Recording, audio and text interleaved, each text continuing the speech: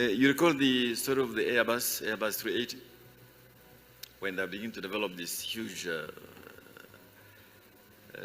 aeroplane.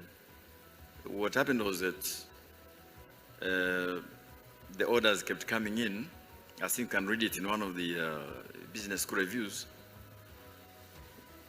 You know, if you were in the airline industry and then you were late to deliver the aircraft, there will be huge penalties to pay. In this case,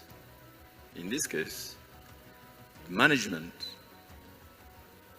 began to realize that there would be huge delays in delivery of the aircraft. That information was partially passed on to the boards, all right? And the information partially passed on to the board was not acted upon. And you know what happened thereafter.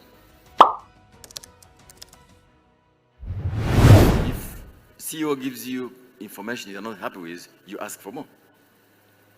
I told you I chair the board of the Global Fund. We manage $14 billion. It's not a commercial bank. But if information comes, I don't feel that it is usable, does not give me what I want, I'll ask for more. So it's not about more information. It's about what do you do with that information. Let me give you an example. This is a real one. So you have an audit committee, and this audit committee, a very large bank, you have 2 independent directors, you have someone else, and then on the same committee sits the CEO, the CFO, and maybe the CRO, Chief Risk Officer. Now, because these executives have a lot of information, there's asymmetry with the other board members. These other directors defer to the knowledge of the CEO, CRO, and the CFO. It's a case I lived. In this case, 3 years down the road in one African country, this bank was in trouble. My judgment here is that the people sitting in the audit committee, but too much deference to the executives, brought trouble to the bank. I think we still have those issues in many institutions.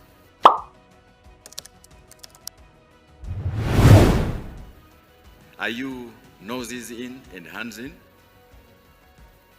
Or are you probably noses out and hands out? It is something you have to reflect as board members. Because far too often we take these things for granted. So it's about get the right information, get it on time, at the right frequency, keep your independence, and then act on that information. But act strategically, provide guidance, don't get involved in operations, all right? Because once you have your hands in, interfering with what managers are doing, then you cannot do your job as oversight. Micromanagement cannot go with oversight. If you micromanage, you don't allow CEO to function. You don't allow them to do what they're supposed to do. It will be very hard for you to exercise oversight the way you should. However, this is totally different from saying you should not ask for CEOs to apply what many of you call the no surprise rule. CEOs will have challenges from time to time, from the environment, from the internal issues, cyber, someone mentioned. They should be able to disclose this fully to the oversight organs, so the oversight can help them handle this. This is not micromanagement. This is exercising strategic oversight. You're helping CEOs deal with a problem which they alone cannot handle.